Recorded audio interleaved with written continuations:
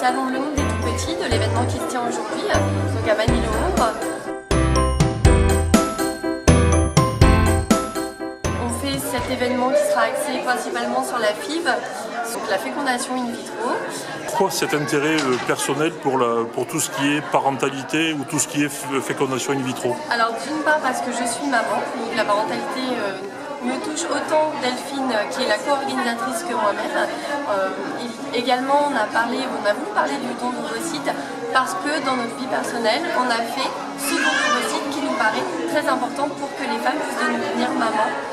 Aujourd'hui, comme elles le souhaitent, avec tous les problèmes qui existent maintenant, l'évolution C'est le premier salon de l'espèce? Oui, tout à fait. En Seine-et-Marne, c'est le premier salon de l'espèce. Notamment dans tout ce qui va être la région Île-de-France, on a le salon Baby qui se fait, mais c'est beaucoup plus des salons de grandes marques. Ici, on n'a que des petits créateurs sur ce salon. Et alors, la cachette secrète, c'est quoi? C'est une librairie pour enfants et un salon de coiffure pour enfants et leurs parents. Quelle est la meilleure lecture pour se faire coiffer? La meilleure lecture pour se faire coiffer? Est-ce que c'est Petit Ours Brun ou des histoires de dinosaures? Non, ce qui marche le mieux c'est Choupi. Choupi? Mais après j'essaye de leur faire lire d'autres albums. Effectivement quand ils se font coiffer, moi du coup je peux raconter des histoires. J'essaie de leur faire découvrir autre chose. La baby shower, ça consiste à organiser en fait une fête pour la maman avant la venue du bébé. Donc Adragence peut s'occuper d'organiser la baby shower soit en partie, soit dans la totalité. Donc choix des prestataires, accompagnement, choix de la décoration avec la famille, jusqu'au jour J, la mise en place de la décoration, jusqu'à la fin de la journée où il peut y avoir une prestation de branchement. D'accord. Voilà, accompagner toute la maman au cours de sa baby shower. Je vois beaucoup de sucreries là, c'est fait exprès? Oui, en fait là c'est donc quelqu'un qui s'appelle Quentin et qui a un stand aussi ici, qui s'est occupé de préparer donc, ces petits biscuits qui peut faire partie de la prestation du coup. Quelques gourmandises pour les femmes enceintes en général. Alors bonjour, donc ici c'est les Petits Bilingues. Et les Petits Bilingues c'est une franchise qui existe depuis 20 ans.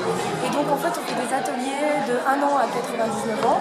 Donc on est spécialisé effectivement chez les enfants, des ateliers de 45 minutes pour les moins de 3 ans et ensuite des ateliers d'1 heure par semaine. Avec quel programme? Voilà, donc là, le programme, le but de nos ateliers, c'est de faire écouter la sonorité de la langue aux tout petits et donc de leur faire entendre les 44 sons de la langue anglaise qui sont différents de la langue française et surtout faire tout ça par des jeux, des chansons, des activités ludiques. Un exemple de sonorité différente?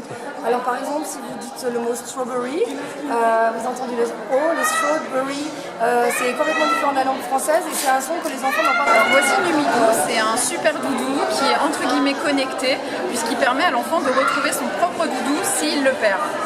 Donc chaque Numidou a un petit QR code, vous voyez sur son ventre. Ce QR code est unique. La personne qui le retrouve flash le code et ça lui donne instantanément les coordonnées des parents. Il y a une appli pour ça? Alors c'est une application qui est standard pour flasher les codes et derrière il y a l'application web qui permet de relier avec le bon numéro de téléphone le doudou.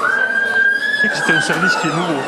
Tout à fait, c'est un service qui est arrivé en France en 2009 et qui facilite vraiment la vie des futurs parents, qui leur permet de se dégager du temps pour l'essentiel.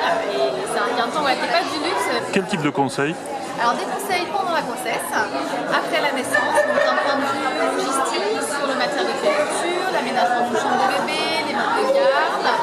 Ça peut être après la naissance, des conseils sur les pleurs, le sommeil, le maternage. Le bébé 2.0 pleure toujours la nuit? Eh oui, il pleure toujours la nuit et ça peut être intéressant pour les parents de comprendre justement les pleurs de bébé.